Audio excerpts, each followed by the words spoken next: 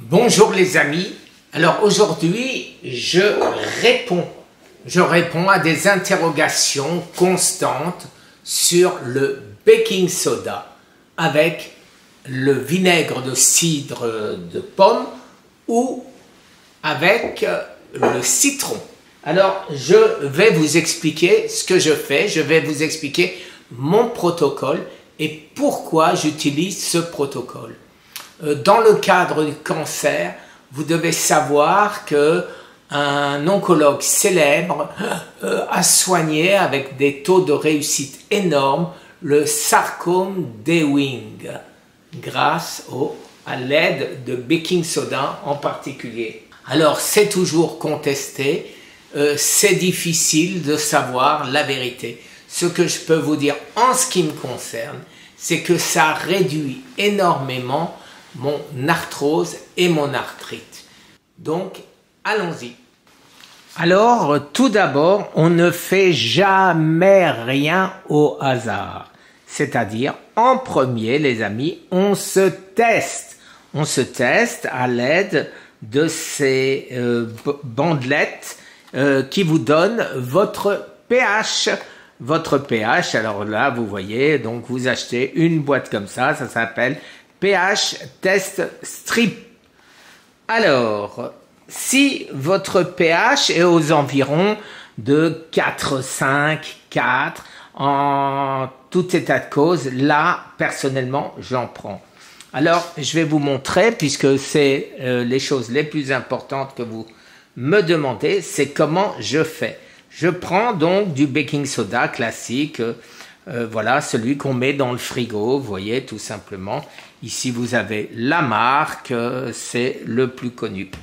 Alors, je prends une petite cuillère, voilà, à peu près comme ça, vous voyez, plate. Ça représente à peu près une demi-cuillère à café. Je le mets dans un verre. Voilà. Je rajoute un peu d'apple cider vinegar, c'est-à-dire du vinaigre de cidre de pomme. Alors, c'est 2 cuillères à soupe, voilà à peu près. Alors, vous voyez là que ça mousse.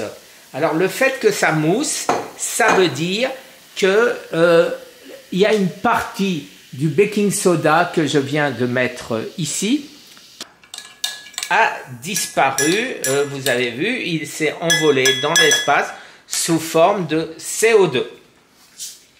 Après, je rajoute de l'eau gazeuse, pourquoi gazeuse? Parce que c'est meilleur, et là aussi, vous regarderez la vidéo d'Eric qui nous explique quel est l'avantage de l'eau gazeuse, à savoir l'oxygénation grâce au CO2. Bon, maintenant, vous savez comment je fais et je vais vous expliquer pourquoi je le fais. Alors d'abord, je me répète, je me teste avec les bandelettes, les pH strips, de manière à être sûr que j'ai besoin de bicarbonate. Bien sûr, si j'ai un pH de 6, 5, 7, je ne vais pas en prendre. Si j'ai un pH de 4, 5, 5, 5 même, là j'en prends et je dose en fonction de ceci. Je ne dose jamais au hasard. Alors maintenant, je sais très bien, et vous le savez aussi, qu'il y a différents pH dans notre corps. Il y a le pH sanguin qu'on ne peut pas toucher sous peine de mort, mais qui est impossible quasiment à toucher, puisque notre corps le régule aux environs de 7,3, 7,4. Donc si on fait 7,2 ou si on fait 7,5, eh ben on est mort. Mais on n'y arrive pas en prenant du baking soda, bien évidemment. Alors, qu'est-ce que je fais et pourquoi une fois de plus? Apple cider vinegar en même temps que le baking soda. Il y a une raison évidente, et cette raison, c'est simplement pour éviter d'alcaliniser notre estomac. Vous savez que pour tuer les microbes, pour avoir une bonne digestion, notre estomac doit être acide. 2, même 1,5, 2, 2,5, enfin bon, ça dépend un peu de ce qu'on aura mangé. Mais par contre, il doit être acide. Alors, si je prends le bicarbonate tout seul, que va faire notre corps? Il va créer de l'acide de manière à détruire, à tamponner, voilà le terme exact, cet acide. Et de ce fait, ça ne sert à rien. Si je prends l'apple cider vinegar tout seul, eh bien sûr, je vais acidifier mon estomac. Je ne vais certainement pas l'alcaliniser. En prenant les deux, j'ai une petite moyenne.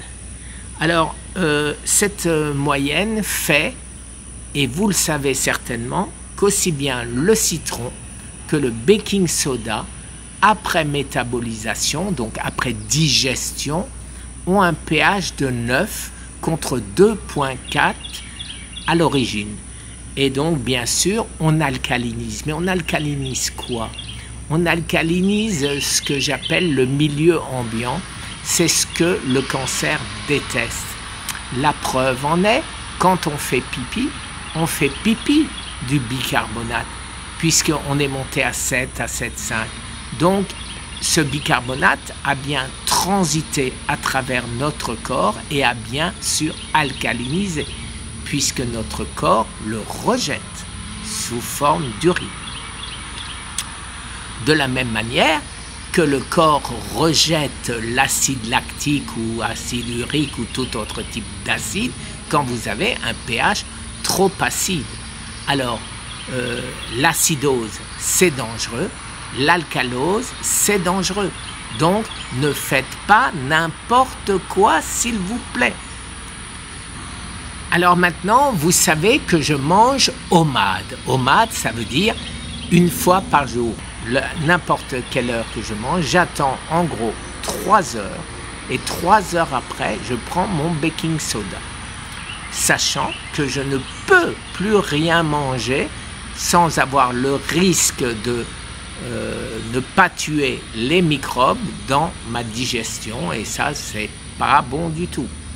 Donc, si vous voulez faire OMAD et si vous voulez prendre le baking soda, il faut être sérieux.